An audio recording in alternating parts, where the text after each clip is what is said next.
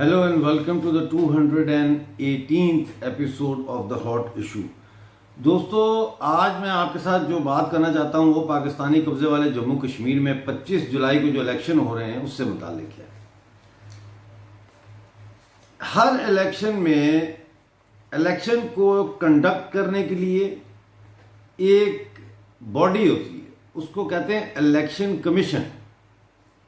Election commission के पास ये powers होती हैं कि वो किसी को भी डिस्क्वालीफाई कर सकता है, किसी को भी गिरफ्तार करने के लिए पुलिस की मदद ले सकता है, किसी भी कॉन्स्टिट्यूंसी में इलेक्शंस को रुकवा सकता है, कैंसिल करवा सकता है और किसी भी कैंडिडेट को या किसी कैंडिडेट के सपोर्टर को कोड ऑफ कंडक्ट की खिलाफ वर्जी करने पर शो कॉज नोटिस जारी कर सकता है। शो कॉज नोटिस जारी करना एक मिनिमम रिक्वायरमेंट है, मतलब है ये मिनिमम है जो वो कर सकते हैं। और नाअहल करना, उसको डिस्क्वालीफाई करना या कॉन्स्टिट्यूंसी में इलेक्शन कैंसिल कर देने, ये सबसे ज़्यादा है सख्त कदम है जो वो उठा सकते हैं। हुआ क्या नाज़रीन, हुआ ये कि 4 जुलाई के आगे पीछे यानी 3, 4, 5 जुलाई को जो Pakistani federal minister for Kashmir and Gilgit affairs हैं अली अमीन गांडापुर, ये गांडापुर साहब जो है इन्होंने कश्मीर का दौरा किया। दिलचस्प बात है, कश्मीर का जब इन्होंने दौरा किया तो इन्होंने वहां पे ये ऐलान किया कि हम यानी भूखा नंगा मुल्क ऐलान कर रहा है पाकिस्तानी मकबूजा जम्मू कश्मीर में जाके। मुझे तो हंसी आ रही है आपको बताते हुए। वो ये ऐलान कर रहा है कि अगर आप लोगों ने हमें इलेक्शन जिता दिया और यहाँ पाकिस्तान तहरीक इंसाफ की हुकूमत बन गई तो हम आपको 500 बिलियन रुपीस का डेवलपमेंट का प्रोजेक्ट देंगे, यानी डेवलपमेंटल प्रोजेक्ट जो है 500 बिलियन के आपको हम देंगे। ये भूखा नंगा मुल्क जो है वो हमें ये दे रहा है जो आज तक हमारा जो है 1 इंच सड़क नहीं बना सका, जो पानी नहीं दे सका पीने का। रोज रेडियो मालिया में हम बताते हैं कि पीने का पानी फलां जगह नहीं है और फलां जगह नहीं है और फलां जगह नहीं है। अब कल से गिलगित बल्तिस्तान के शहर जो दारुल खिलाफा है गिलगित, उसमें पीने का पानी की बूंद तक नहीं है, तो ये 500 बिलियन देगा। ऐसा ही एक वादा इसने 15 नवंबर पिछले साल जो इलेक्शन हुए थे गिलगित बल्तिस्तान में, वहां भी इसने ऐसा एक वादा किया था कि गिलगित बल्तिस्तान में अगर पीटीआई की हुकूमत बनती है तो हम आपको 400 बिलियन रुपीस का पैकेज देंगे डेवलपमेंटल। उसके बाद वो नजर नहीं आया साहब, और हालत यह है कि ना गिलगित बल्तिस्तान में बिजली है, ना पानी है, ना सड़कें हैं, ना सेफ्टी वॉल है सड़कों के ऊपर, हर रोज लोग मरते हैं। उस वक्त मैंने वीडियो की और मैंने कहा कि इसको डिस्क्वालीफाई किया जाए कि ये पब्लिक मीटिंग के अंदर खड़े होके हमारे पूरे इलेक्टोरल कॉलेज को ब्राइब दे रहा है, इंटाइस कर रहा है उनको कि आओ हम वोट दो, हम इतना तुम्हें देंगे। तो ये तो खुली खिलाफ वर्जी है। खैर कुछ नहीं हुआ, कुछ भी नहीं हुआ। लेकिन 2 दिन पहले डडियाल में शहर में ये पीटीआई की कॉन्स्टिट्यूंसी का जो इनका जो कैंडिडेट है उसके जलसे में गए और वहां इन्होंने जेब से 5 लाख रुपया निकाल के तो दिया कि ये लो जी 5 लाख रुपया, इलेक्शन से पहले ही आपको मैं पैसे दे रहा हूं, आप सड़क बनवा लें अपनी। छोटा सा एक पीस कोई है सड़क का जो टूटा हुआ है। तो इसके ऊपर लोगों ने बड़ा शोर मचाया कि भाई ये तो लोगों के सामने खुले पैसे दे रहा है, रिश्वत दे रहा है। तो मजबूरन फिर इलेक्शन कमीशन को इसका नोटिस लेना पड़ा। लेकिन उन्होंने कैसे नोटिस लिया? इलेक्शन कमीशन ने बजाय इस गांडापुर साहब को लेटर लिखने के वार्निंग का, उन्होंने प्राइम मिनिस्टर इमरान खान को लेटर लिख दिया कि जी आप अपने वजीरों को संभालें, इनको समझाएं। उसके बाद वो 5 लाख रुपया जब्त हो गया कहने का मकसद मेरा ये है कि ये इलेक्शन कमीशन भी एक फ्रॉड है, ये इलेक्शन भी एक फ्रॉड है। सिर्फ इसलिए नहीं कि ये रिश्वत और इस किस्म की बातें हो रही हैं, बल्कि इसलिए कि मेरे जैसा बंदा मीरपुर से इलेक्शन नहीं लड़ सकता। अगर मैं वहां पे खड़े होके चौके शहीदा पर खड़े होकर जलसा करूं और मैं कहूं कि अगर मैं जीत गया तो मैं पाकिस्तानी कब्जे वाले जम्मू कश्मीर की लेजिस्लेटिव असेंबली में मोशन पास करूंगा कि हमें इंडिया के साथ शामिल होना चाहिए, मुझे गोली मार देंगे, अगवा कर लेंगे। समझ आई? तो ये इलेक्शन ऐसे इलेक्शन हैं जहां पे सिर्फ वो लोग इलेक्शन में हिस्सा ले सकते हैं जो दो चीजों का हल्फ उठाते हैं, ओथ लेते हैं। ये जो है ना पेपर फॉर्म्स होते हैं, उस पर साइन करते हैं कि वो रियासत जम्मू कश्मीर के पाकिस्तान से इल्हाक की हमायत करते हैं और वो नजरिया पाकिस्तान की हमायत करते हैं। नजरिया पाकिस्तान एक हौच पौच है जिसमें इस्लाम भी है, जिना का दो कौमी नजरिया भी है, एक्सेट्रा एक्सेट्रा। मैं तो मर जाऊं, मैं कभी दस्तखत ना करूं। मैं लानत भेजता हूं ऐसी लेजिस्लेटिव असेंबली की कुर्सी पर भी और ऐसी इलेक्शन पर भी। भाई आप मुझे ये बताएं, अगर मैंने इलेक्शन लड़ना होगा, फर्ज करें एक मिसाल है, मैं अपनी मिसाल देता हूं ना, मैंने अगर इलेक्शन लड़ना होगा तो मेरा मकसद क्या होगा इलेक्शन लड़ने का? हाँ, पीओजेके में इलेक्शन लड़ूंगा तो मेरा मकसद होगा कि पीओजेके को जल्दी से जल्दी भारत के साथ जो है दोबारा जोड़ा जाए, ठीक है ना।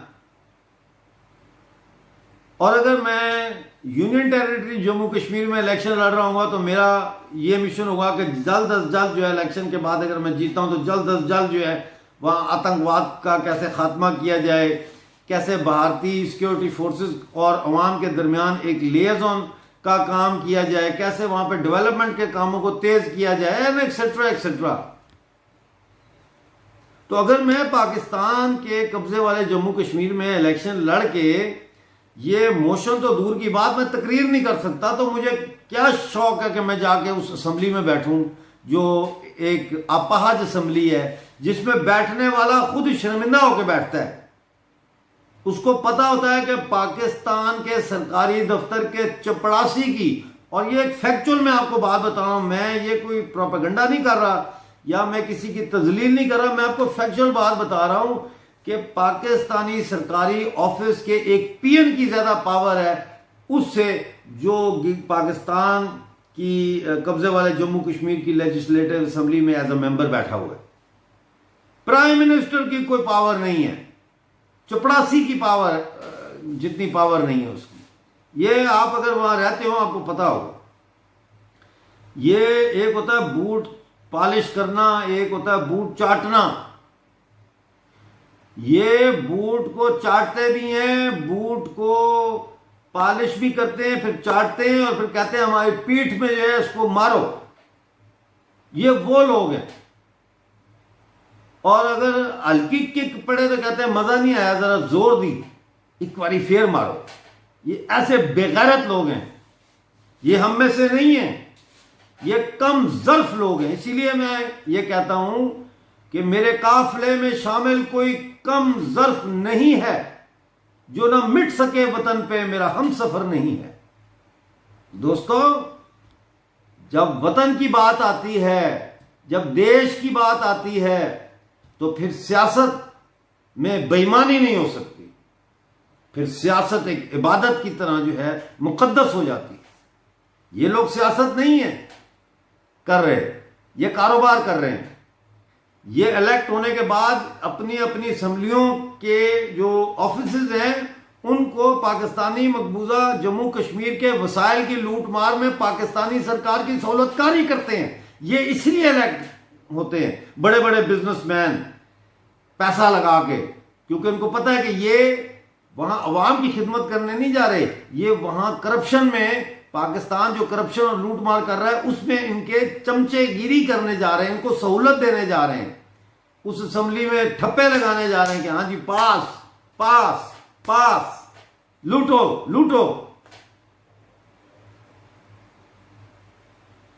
लेकिन मुझे अफसोस उस वक्त होता है जब मैं पढ़े लिखे सो कॉल्ड नौजवानों को देखता हूं जिनको बाएं बाजू ने, जिसको लेफ्ट कहते हैं या कम्युनिस्ट कह लें, सोशलिस्ट कह लें, वो आपकी मर्जी है, जब वो भी इस धोखे में आ जाते हैं, इस चक्कर में आ जाते हैं, लालच में आ जाते हैं, शोहरत का लालच, गलत फहमी कि हम पता नहीं, अलग तो उनको भी पता है कि वो नहीं हो सकते, लेकिन ये कि चलो हम प्रोपेगेंडा करेंगे जी, हम ये करेंगे वो करेंगे, लोगों को साथ में लाएंगे, लोगों को शऊर देंगे। और तुम क्या लोगों को शऊर दोगे? तुम्हारे तो अपने पास शऊर नहीं है। तुम्हें तो यह पता नहीं है कि तुम एक कागज पर दस्तखत कर रहे हो जिसको तुम पब्लिक में जाके कहते हो कि हम इलाके पाकिस्तान के अमीनी हो और झूठे आदमी, तुम ये दस्तखत करते हो और खुद को बाएं बाजू का कहते हो। लानत है तुम्हारे ऐसे बाएं बाजू के ऊपर, और लानत है उन लोगों के ऊपर जिनकी पोस्टरों पर तुम तस्वीरें छापते हो और वो तुम्हें इजाजत देते हैं उनकी तस्वीरें छापने की। दुकानदारी तुमने भी बना ली है, लेफ्ट के नाम पे, बाएं बाजू के नाम पे तुमने भी दुकानदारी बना ली है। अबे चल हट। याद रखो मेरी बात, इस खित्ते के जो हालात हैं बड़ी तेजी से तब्दील हो रहे हैं, और ये जो हालात तब्दील हो रहे हैं इसमें एक एक गद्दार से, एक एक सहूलतकार से हिसाब लिया जाएगा। धरती हिसाब लेगी, अवाम हिसाब लेगी, मैं हिसाब लूंगा तुम्हारी एक एक गद्दारी का, तुम्हारे एक एक धोखे का जो तुमने अपनी धरती और अपने लोगों और अपनी अवाम के साथ किया और झूठ बोला। दोस्तों, वो कौमें जो महकूम होती हैं वो कभी भी आजाद नहीं हो सकती जब तक कि वो बेलौस, ना झुकने वाली ना बिकने वाली क़यादत नहीं, अवाम पैदा ना करें। अवाम होती है जो लीडर को कंट्रोल करती है, और इस अवाम को करप्ट किसने बनाया? सियासी तौर पर, इखलाकी तौर पर, मुआशी तौर पर और सोच के तौर पर पाकिस्तान में। पाकिस्तान ने मुतालिया पाकिस्तान नाफिज करके हमारी अपनी असल तारीख को हटाया, वहां से हमारी बोली खत्म की। मैं उर्दू जो है वो डोगरी से ज्यादा अच्छी बोलता हूं, क्योंकि वहां डोगरी पढ़ाई नहीं जाती। हमने जो डोगरी सीखी वो हमने घर में अपने बड़ों को बोलते हुए सुन के सीखी, और फिर शौक से सीखी थोड़ी बहुत। मुझे शौक था, हर चीज में पंगा लेने का शौक था, डोगरी भी सीखने का शौक था। इन्होंने तारीख चेंज कर दी। आज ये हालत हो गई है कि हमारे लोग समझते हैं कि हिंदुस्तान बड़ा जालिम है, हिंदुस्तान ने जबरदस्ती कब्जा किया हुआ है, जबकि हकीकत यह है कि हिंदुस्तान के साथ महाराजा हरि सिंह ने इंस्ट्रूमेंट ऑफ एक्सेशन पर दस्तखत किए थे और पूरी रियासत भारत के साथ शामिल की थी। 370-35 से पर मैं इस वक्त बात नहीं करना चाहता, फिर कभी बात करेंगे उस पर। लेकिन यह तो एक हकीकत है कि उसने हिंदुस्तान के साथ पूरी रियासत को जोड़ा। लेकिन आपको कलमे के नाम पर और मजहब के नाम पर और हिंदू से नफरत के जो है वो भाषण दे दे के और एंटी इंडिया प्रोपेगेंडा कर करके हमारी आवाम के दिमाग को इन्होंने माऊफ कर दिया है, पॉइजन कर दिया है, ब्रेन वॉश कर दिया है। ये खोपड़ी बंदा जो है वो जम्मू कश्मीर का है, अंदर से खोपड़ी खोलोगे तो ऐसे दिमाग निकालो तो आप चेक करोगे तो वो दिमाग जम्मू कश्मीर वाले का नहीं है, वो दिमाग पाकिस्तान ने फिट किया हुआ, वो अपना पाकिस्तान का दिमाग फिट हुआ है अंदर। तो मैं इस अवाम को कसूरवार नहीं ठहराता, मैं ऐसे बाएं बाजू के और कौम परस्त लीडरों और सियासतदानों को गद्दार करार देता हूं, उनको कसूरवार करार देता हूं जो जब वक्त होता है खड़े होने का, बोलने का, सच बात करने का, उस वक्त दस्तखत करके इलेक्शनों में हिस्सा लेते हैं। और बेवकूफो, तुम्हें इतनी अकल नहीं है कि ये इलेक्शन ही गैर कानूनी है। इस खिते में इलेक्शन हो ही नहीं सकता जब तक मसला कश्मीर का हल ना हो। नंबर 1। नंबर 2, तुमने इलेक्शन में हिस्सा लेने का ऐलान करके इस ढोंगी और पपिट और नाजायज जो लेजिस्लेटिव असेंबली है, इसको तो तुमने तस्लीम कर लिया, इसको तो तुमने लीगल एंटिटी मान लिया। हम तो नहीं मानते, तुमने मान लिया। तुम्हें इसका जवाब देना पड़ेगा, तुम्हें इसका हिसाब देना पड़ेगा। और वो वक्त दूर नहीं है दोस्तों और साथियों, जब